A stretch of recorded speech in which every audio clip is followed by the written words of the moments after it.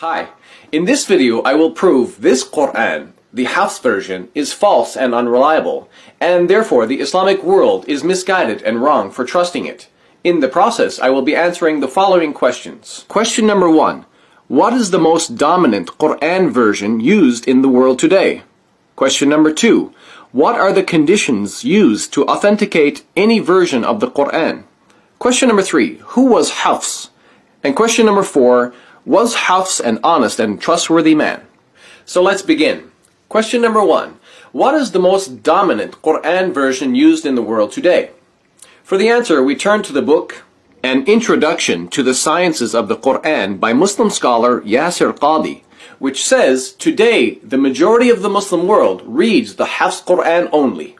More specifically, on page 199, it says this Quran version is used by about 95% of the Muslim world.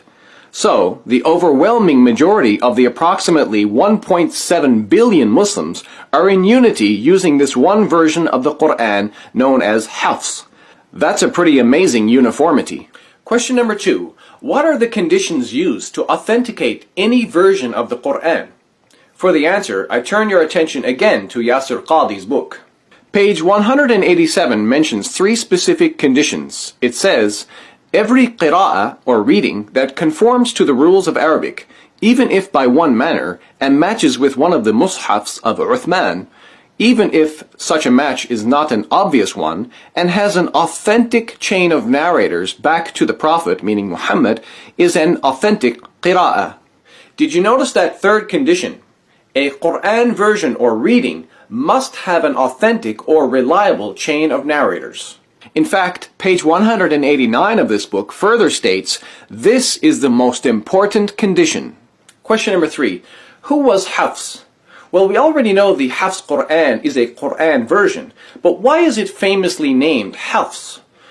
To answer that, I will simply show you the chain of narrators for this Quran version. As you see, I've underlined it for you in red. It says, رواية حفص بن سليمان بن المغيرة الأسدي الكوفي لقراءة عاصم بن أبي النجود الكوفي التابعي عن أبي عبد الرحمن عبد الله بن حبيب السلمي عن عثمان بن عفان وعلي بن أبي طالب وزيد بن ثابت وأبي بن كعب عن النبي, which basically translates as the riwayah or transmission of Hafs ibn Sulaiman ibn al-Mughira al-Asadi al-Kufi of the qira'ah or reading of Asim ibn Abi al-Nujud al-Kufi from Abdul Rahman Abdullah ibn Habib al-Sulami from Uthman ibn Affan and Ali ibn Abi Talib and Zayd ibn Thabit and Ubay ibn Ka'b from the Prophet, meaning Muhammad. So basically, the individual known as Hafs became famous for transmitting a particular reading of the Quran, named after the leader of a particular school of reciters. In this case, the leader was Asim. In fact, Yasir Qadi informs us on page 196 of his book that Hafs was the most knowledgeable person of the qira'ah or reading of Asim. And, as you just saw from the chain of narrators, this Quran version, or reading, allegedly originates from Muhammad himself. Question number 4. Was Hafs an honest and trustworthy person? In other words, can the Muslim world trust Hafs as an honest, trustworthy, and reliable person to transmit the Quran?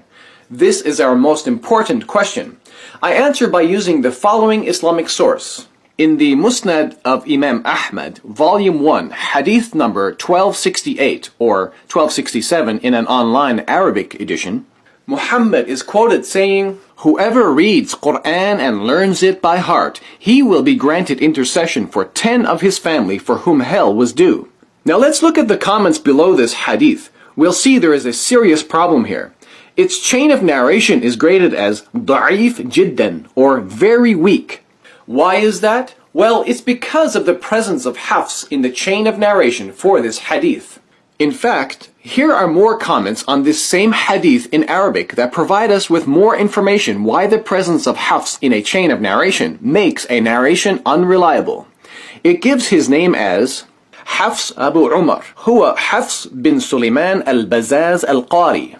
And it says, وَهُوَ مَتْرُوكُ الْحَدِيثِ, meaning, and he is rejected in hadith. كذا قال الحافظ في التقريب وقال البخاري في الضعفاء 9 تركوه. And it says, great Muslim scholars such as Al-Hafidh and Imam al-Bukhari likewise claimed hafs is rejected. Next we read other charges against him. أخذ مني حفص بن سليمان كتابا فلم يرده. And notice here, وكان يأخذ كتب الناس فينسخها, which means Hafs used to take books from people and copy them and not return them. And more importantly, we read here, وَكَانَ كَذَّابًا, which means, and he was a liar. Actually, for those of you who don't know Arabic, you can still find some information about his dishonesty in English also. For example, in the book Studies in Early Hadith Literature by M.M. Adami, it says on page 128, he copied other scholars' books and put their material in his own. He borrowed a book from Shu'bah, but did not return it. In other words, according to these Islamic sources, Hafs was unreliable, untrustworthy, a thief, and a plagiarist who took materials or narrations from others, but made it appear like they were his own. And worse than that, he was a liar. In ending this video, my conclusion is the Hafs Quran is batil or false.